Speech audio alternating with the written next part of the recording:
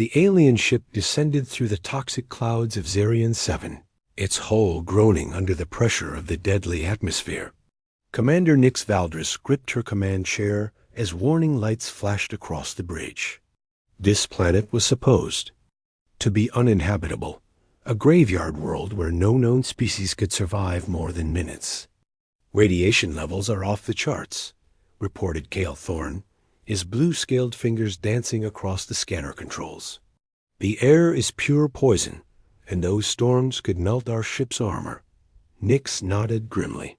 The Galactic Council had classified Zarian 7 as a Class X death world. Their mission was simple: confirm the planet's status and move on. But something was wrong. The long-range sensors had detected impossible readings from the surface.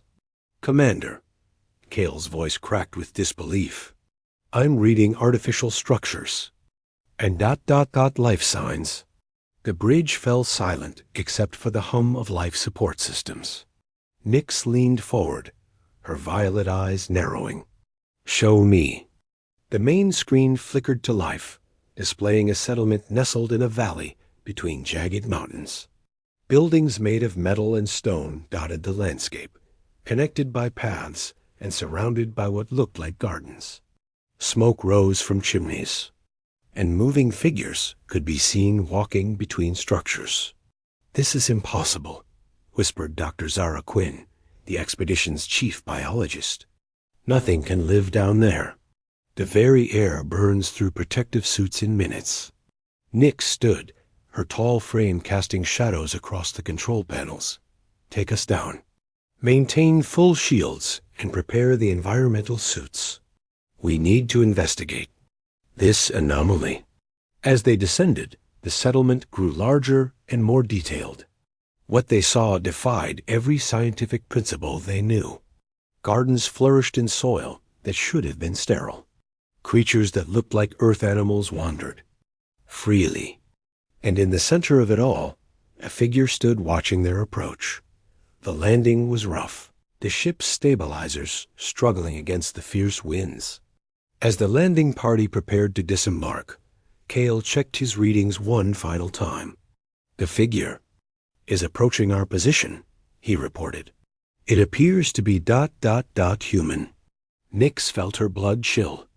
Humans were known throughout the galaxy as a spacefaring species, but they were considered fragile compared to most aliens. The idea that they could survive on Zarian 7 was beyond comprehension. The airlock hissed open, and the team stepped onto the planet's surface. Immediately, their suits began registering dangerous levels of radiation and chemical contamination. Yet before them stood a human male, wearing nothing more than simple clothing and a breathing mask. "Welcome to Zarian 7, the human called out, his voice carrying clearly through the toxic air. "I'm Dr. Marcus Red. I've been expecting you." Nix exchanged glances with her team. This human showed no signs of the radiation sickness that should have killed him within minutes. His skin was healthy, his movements confident and relaxed. "How is this possible?" Nix demanded, her voice amplified by her suit's speakers. "This planet is uninhabitable. You should be dead."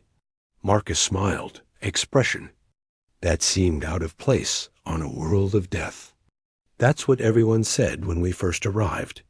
But humans have a talent for adapting to impossible situations. Would you like to see our settlement?" The walk to the colony was surreal.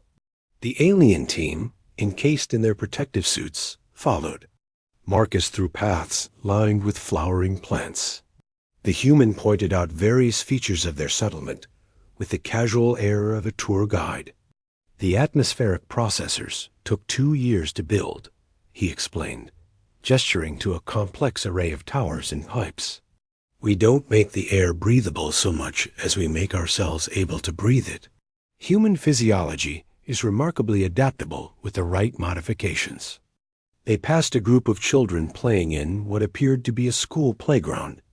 The alien team stopped in shock. Not only were adult humans surviving on this death world, but they were raising families. "The children were born here," Marcus continued, noticing their stares. Second-generation Zarian colonists. They're even more adapted than we are. At the colony's center stood a large building that served as both community center and research facility. Inside, they met Captain James Morrison, the colony's leader, and Elena Hartwell, the chief engineer who had designed many of their survival systems. Elena was a striking woman with auburn hair and intelligent green eyes. She wore practical work, clothes stained with the native soil, and her hands bore the calluses of hard labor. When she looked at Marcus, there was something in her expression that spoke of deep affection. "We've been monitoring your ship since you entered the system," Morrison explained. "We don't get many visitors out here. Most species consider this place too dangerous." "Because it is," Nix insisted. "Our sensors show radiation levels that would kill most species in minutes. The chemical composition of the air is toxic to every known form of life." Elena stepped forward, her voice warm but confident. "Every known form of life except humans. We've learned to work with this environment rather than against it. The radiation that kills other species actually helps power some of our systems. The toxic gases can be processed into useful chemicals." As the day wore on, the alien team was given a tour of the colony. They saw hydroponic gardens where humans grew food in soil that should have been barren. They visited workshops where colonists crafted tools and equipment from materials that should have been too dangerous to handle. Most impressive was the medical facility, where Dr. Iris Chung, the colony's physician, explained how they had adapted human biology to survive on Zerion 7. "We didn't change the environment to suit us," she said, checking on a patient who was recovering from exposure to a particularly toxic storm. "We changed ourselves to suit the environment. Genetic therapy, controlled exposure to increase resistance, carefully designed supplements to neutralize toxins. It took years, but we made it work." That evening, as the alien team prepared to return to their ship, Nix found herself deeply troubled. Everything she had seen challenged fundamental assumptions about planetary habitability and species survival. "Commander," Kale approached her as they walked back through the settlement, "how do we report this? No one will believe that humans have not only survived, but thrived on a Class X death world." Nix paused, watching as Elena and Marcus walked together toward their shared home. The way they moved together, the gentle touches and shared glances, spoke of a deep romantic connection forged in the crucible of survival. "We report the truth," she said finally, "that humans are far more remarkable than we ever imagined, and that perhaps we need to reconsider what we think we know about the limits of life." As they reached their ship, Marcus called out to them, "Commander Valdres, you and your team are welcome to stay as long as you'd like. We have much to learn from each other." Nix looked back at the settlement, its lights twinkling in the gathering dusk of the alien world. For the first time in her career, she was witnessing something that would change how the galaxy viewed both planetary exploration and human capabilities. "We'll return tomorrow," she called back. "This investigation is far from over." The next morning brought one of Zerion 7's infamous acid storms. From the safety of their ship, the alien team watched in horror as corrosive rain fell from the sky, creating clouds of toxic vapor wherever it touched the ground. Their instruments screamed warnings about atmospheric conditions that should have dissolved any exposed organic matter. Yet through the storm, they could see lights still burning in the human settlement. Figures moved between buildings, going about their daily routines as if the deadly weather was nothing more than a summer shower. "This is madness," Dr. Zara Quinn muttered, staring at her readings. "The acid concentration in that rain would eat through our ship's hull and ours." Commander Nix stood at the observation deck, her violet eyes fixed on the settlement below. And yet they're not just surviving it, they're ignoring it. When the storm passed, the alien team ventured out again, to find the human colony unchanged. If anything, the colonists seemed energized by the weather. Elena Hartwell was already outside, checking systems that had been exposed to the acid rain. "Good storm last night," she said cheerfully as the aliens approached. "The acid helps clean the atmospheric processors. We actually look forward to these weather patterns."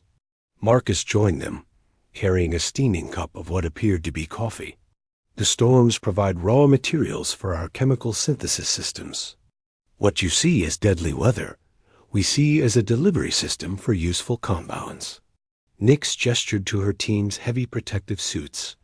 "How do you survive direct exposure to these conditions?"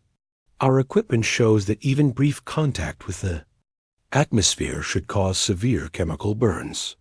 Elena smiled and rolled up her sleeve, revealing skin that looked completely normal. "Genetic adaptation, enhanced metabolism, and carefully designed supplements. Our bodies have learned to process the toxins and convert them into useful compounds. It took years of gradual exposure and medical monitoring, but we made it work." Dr. Quinn approached with her scanner, her movements careful and deliberate. "May I take some readings for scientific purposes?" "Of course," Elena agreed. As the scanner hummed over her exposed skin, Quinn's eyes widened in disbelief. "This is impossible," she whispered. "Your cellular structure has been fundamentally altered. You're not just surviving the toxic environment, you're thriving in it. Your cells are actually more efficient here than they would be in a standard atmosphere." Marcus nodded toward the colony's research center. "Would you like to see how we did it?" Dr. Chun has documented the entire adaptation process. The research facility was a marvel of improvised engineering. Using equipment salvaged from their original colony ship and materials refined from the planet's hostile environment, the humans had created a sophisticated biological research center that Dr. Iris Chun, a brilliant woman with silver-streaked hair and gentle eyes, welcomed them warmly. "We've been hoping to share our research with other species. The techniques we've developed here could revolutionize how we approach hostile environment colonization." She led them through laboratories where human colonists worked alongside sophisticated equipment. The key was understanding that we didn't need to fight the environment. We needed to become part of it. On the screens around them, complex genetic sequences scrolled past. Chun explained how they had identified the specific adaptations needed for survival, and then carefully implemented them through a combination of gene therapy, controlled exposure, and metabolic enhancement. "The process took 3 years," she said, bringing up a holographic display of human cellular structure. "We lost some people along the way, but those who survived the adaptation process became something new. Not quite human as we were before, but undeniably human in spirit and determination." As the day progressed, the alien team learned more about the colony's remarkable achievements. They had not only survived, but had begun to thrive. The population was growing, both through new births and the arrival of additional colonists from Siu. Earth. Elena and Marcus worked closely together, their professional partnership having evolved into something deeper. The aliens observed how they moved together, anticipating each other's needs, sharing glances that spoke of intimacy forged through shared hardship. "We weren't a couple when we first arrived," Elena admitted as she showed them the engineering section. "But surviving this place, it bonds people in ways that are hard to explain. Marcus and I found each other in the worst possible circumstances and discovered that together we were stronger than either of us alone." Their relationship had become a symbol of hope for the colony. Other couples had formed, and families were growing. The harsh environment that should have driven people apart had instead created a community bound by unbreakable ties. Captain Morrison joined them for the evening meal, held in the colony's central dining hall. The food was grown locally, using techniques that turned toxic soil into fertile growing medium. The aliens watched in fascination as humans consumed meals that should have been poisonous. "The secret," Morrison explained, "is understanding that. Hostile doesn't mean impossible. It just means different. We had to change our perspective on what constitutes a livable environment. As the alien team prepared to return to their ship, Nyx found herself deeply troubled by what she had witnessed. The humans had accomplished something that challenged everything the Galactic Council believed about planetary habitability. "Commander," Kale approached her as they walked through the settlement. "I've been thinking about the implications of what we've seen here. If humans can adapt to survive on Class X death worlds, what does that say about their potential for expansion?" Nyx paused, watching as Elena and Marcus walked together toward their home. The evening light caught Elena's hair, and Marcus's hand rested gently on her lower back in a gesture of casual intimacy. "It says that we may have underestimated them," she replied, "and that the galaxy may be smaller than we thought." Back at their ship, the alien team gathered to discuss their findings. The evidence was undeniable, but the implications were staggering. Humans had not only survived on one of the most hostile worlds in known space, but they had built a thriving community. "We need to report this to the Council," Dr. Quinn said, still reviewing her biological scans. "But I'm not sure they'll believe it." Nyx stood at the observation deck, looking out at the human settlement glowing in the distance. "They'll have to believe it, because if humans can survive here, there may be no such thing as an uninhabitable world." 3 weeks into their extended stay, the alien research team had established a routine of daily visits to the human colony. What had begun as scientific observation had evolved into something more complex: genuine friendship and mutual respect. Dr. Zara Quinn spent her days working alongside Dr. Iris Chon, comparing notes on biological adaptation. The two scientists had developed a close working relationship, sharing theories and observations that bridged the gap between their species. "Your adaptation methods are remarkable," Quinn admitted as they reviewed cellular scans in the medical facility. "My people have always believed that environmental adaptation required technological solutions. You've proven that biological adaptation can be far more effective." Chun smiled, adjusting her microscope to examine a sample of adapted human tissue. "We learned that the body wants to survive. Our job was simply to guide that natural process.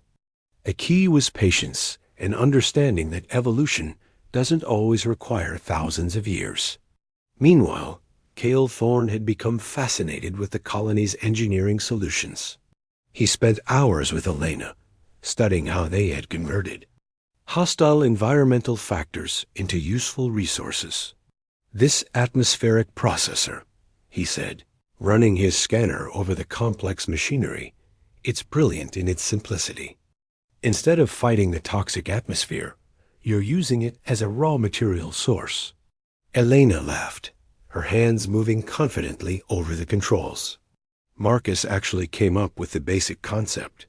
He realized that the same chemicals that make the air toxic could be incredibly useful if we could just separate and refine them.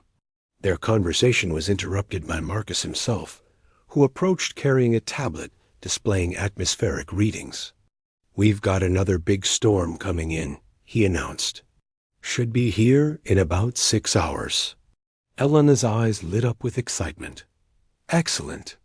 We can show our guests how we handle severe weather events." As the storm approached, the alien team was amazed to see the human colonists making preparations that looked more like a celebration than emergency measures. Children were called in from play, but there was no sense of panic or fear. "Storms like this used to terrify us," Captain Morrison explained as they watched the approaching wall of toxic clouds. "Now we see them as opportunities. The electrical discharges provide power for our systems, and the chemical precipitation gives us raw materials for manufacturing." The storm hit with tremendous force. Lightning that would have been deadly to most species was channeled through the colony's specialized collection systems. Rain that could dissolve metal was collected and processed into useful compounds. From the safety of the colony's central building, The alien team watched in awe as automated systems worked to harvest the storm's energy and materials. But what impressed them most was the calm confidence of the human colonists.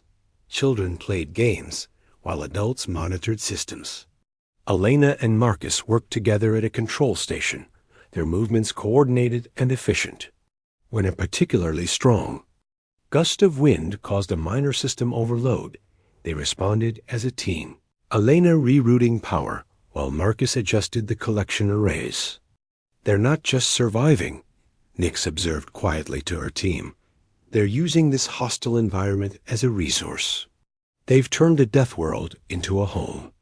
As the storm raged outside, Luna Ashford, the colony's chief botanist, invited the aliens to see the hydroponic gardens.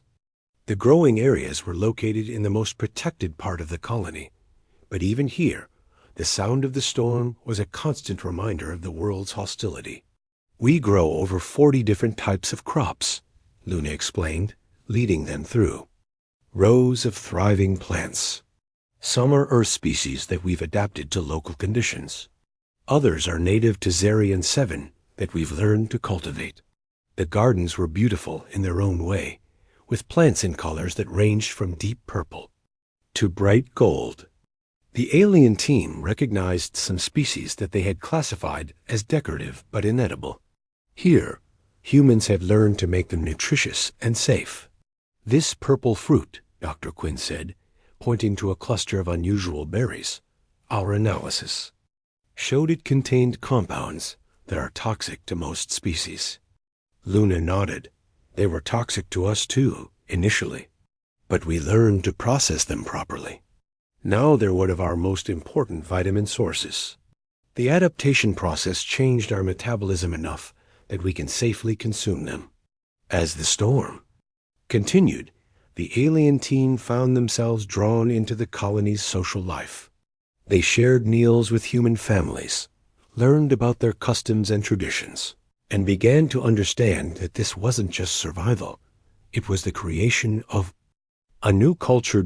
Elena and Marcus had become the unofficial hosts for the alien visitors. Their home, built from materials refined from the planet's hostile environment, was warm and welcoming. The walls were decorated with artwork created by colonists, and the furniture was crafted from local materials. "This is beautiful," Nick said, examining a sculpture made from crystallized atmospheric compounds. "You've created art from materials that should have been deadly." "Beauty can be found anywhere," Elena replied, settling next to Marcus on a couch they had built together. "Even in the most hostile environments, it's all about perspective." Marcus put his arm around Elena, and she leaned into him naturally. Their relationship had become one of the colony's success stories. Two people who had found love in the most unlikely circumstances and built something beautiful together. "We're planning to be married next month," Elena announced, smiling at Marcus. "The first wedding ceremony on Zarian 7. We'd like you to attend if you're still here." The alien team exchanged glances. They had planned to complete their survey and return to their homeworld within days. But the invitation represented something more than social courtesy. It was acceptance into a community that had achieved the impossible. "We would be honored," Nix replied. "But I must ask, are you certain about building a permanent life here? This world is still dangerous, even with your adaptations." Elena and Marcus looked at each other, sharing one of those intimate communications that couples develop over time. "This is our home," Marcus said simply. "We've built something here that's worth defending and worth expanding." As the storm began to subside, the alien team realized that their mission had fundamentally changed. They had come to study human survival techniques, but they had discovered something far more significant: the birth of a new branch of human civilization. Outside, the storm's fury was diminishing, but its gifts remained. The colony's systems had collected enough raw materials to last for months, and the electrical storage units were fully charged. What had been a disaster by any other species' standards had become a windfall for the human colonists. Tomorrow, Elena said, looking out at the clearing skies. "We'll show you the expansion site. We're not just surviving here, we're growing." The expansion site was located in a valley 20 kilometers from the main colony, where the humans planned to build a second settlement. As the alien team followed Elena and Marcus across the rugged terrain, they were amazed by the scope of the project. "We're not just thinking about the next few years," Captain Morrison explained as they crested a hill overlooking the construction site. "We're planning for the next century. This world is going to support a significant human population." The site was a hive of activity. Human workers moved among partially constructed buildings, their movements sure and confident despite the toxic atmosphere. Heavy machinery, modified to operate in the planet's hostile environment, carved foundations from the resistant native rock. "The engineering challenges are enormous," Elena admitted, consulting plans displayed on a tablet. "But we've learned to work with the environment rather than against it. Every structure we build is designed to use the planet's natural processes to our advantage." Vex Korath, a warrior from Commander Nix's species who had joined the research team, watched the construction with professional interest. "Your people work with impressive efficiency. But what happens when you face a crisis that your adaptations can't handle?" As if summoned by his words, alarms began blaring from the construction site. Workers stopped their activities and looked toward the horizon, where a massive storm system was approaching, larger and more violent than anything the alien team had yet witnessed. "Category 5 storm," Marcus announced, reading from his instruments. "Chemical composition is off the charts. This is going to be rough." The alien team prepared to retreat to the safety of the main colony, but the humans made no move to abandon the construction site. Instead, they began implementing emergency protocols with practiced efficiency. "We're not leaving," Elena said firmly. "This site represents months of work. We're going to ride it out." The storm hit with unprecedented fury. Winds that could strip flesh from bone howled across the valley, carrying clouds of corrosive particles that would have been instantly fatal to most species. Lightning strikes that could melt metal illuminated the chaos with deadly beauty. The alien team huddled in the reinforced shelter the humans had constructed, their environmental suits pushed to their limits. But around them, human workers continued their emergency procedures, protecting equipment and securing structures. "This is suicide," Kale whispered, watching through reinforced windows as humans worked in conditions that should have killed them instantly. "No," Commander Nix replied, her voice filled with wonder. "This is what human determination looks like." Elena and Marcus worked side by side, coordinating the emergency response. Their movements were synchronized, each anticipating the other's needs. When a critical system overloaded, Elena was already moving to repair it before Marcus finished calling out the warning. "Power coupling is failing," Marcus shouted over the storm's roar. "I've got it," Elena replied, her hands already working on the damaged equipment. A surge of electrical energy arced dangerously close to her, but she didn't flinch. The storm raged for 6 hours. During that time, the human workers performed feats that defied everything the alien team thought they knew about survival. They repaired damage in real time, protected vital equipment, and maintained systems that kept them all alive. As the storm began to subside, the alien team emerged from the shelter to find the construction site battered but intact. The humans had not only survived the worst weather event in the planet's recorded history, but they had protected their work and continued their expansion plans. "How?" Dr. Quinn asked, her voice barely above a whisper. "How did you do that?" Elena smiled, her face streaked with sweat and grime, but radiant with accomplishment. "We did it together. Every person here knew their job, trusted their teammates, and refused to give up." Marcus put his arm around Elena, pulling her close. "We did it because we had something worth protecting. Not just the construction site, but our future here. our life together. The intimacy of the moment was not lost on the alien observers.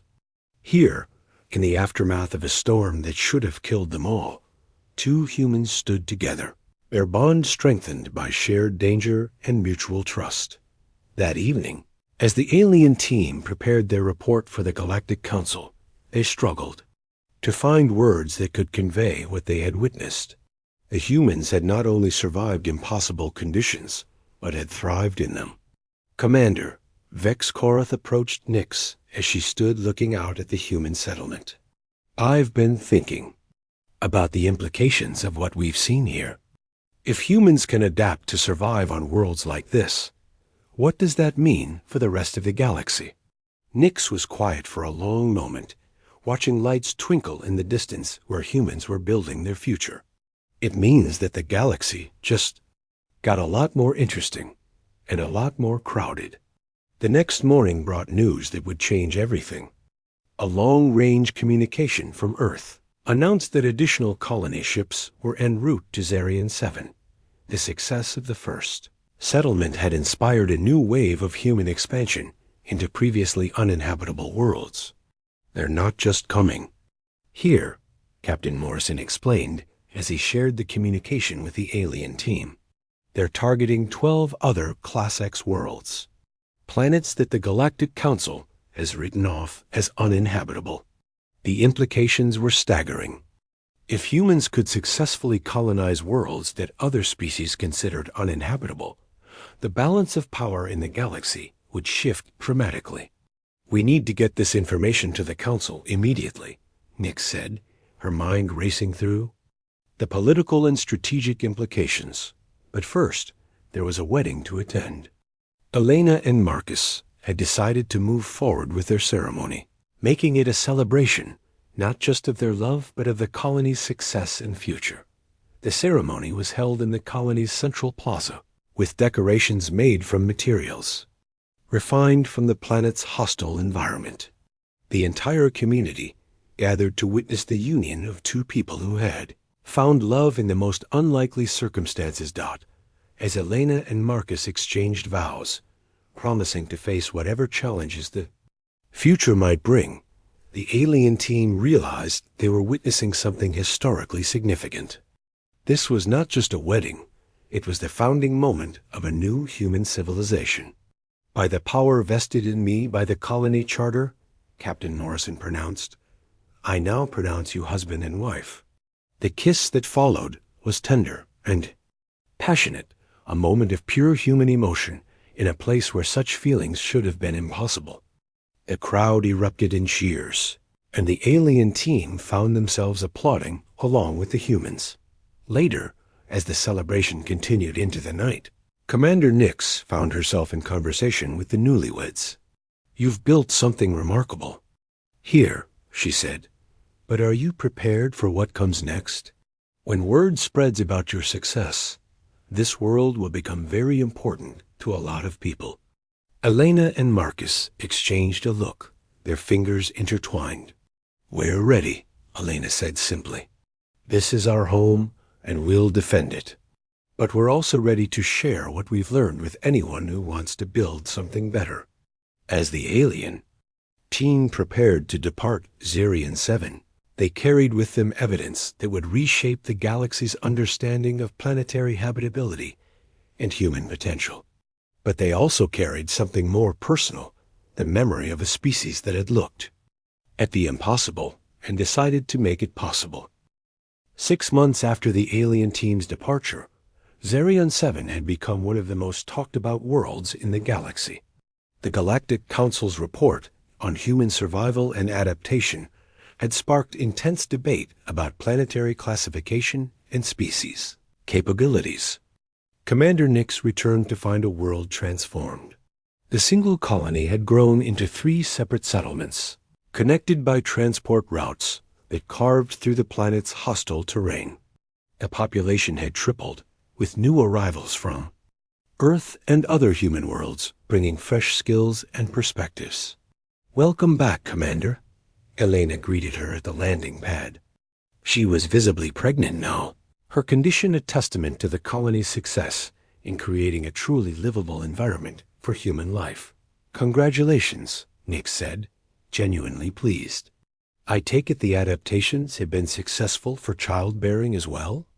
Elena smiled, her hand resting protectively on her growing belly. Better than successful. Dr. Chun says the children born here will be even more adapted than we are.